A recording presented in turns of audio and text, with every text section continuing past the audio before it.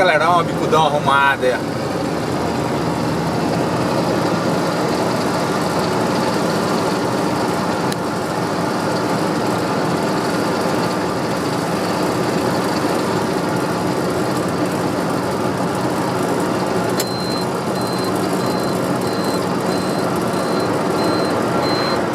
Barão de Araçatuba.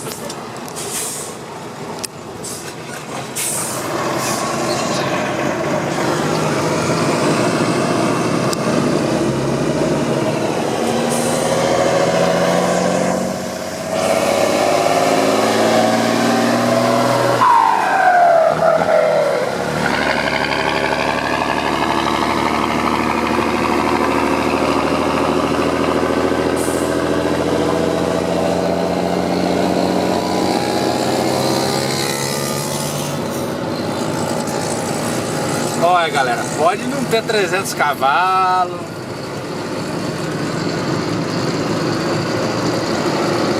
pode não ser um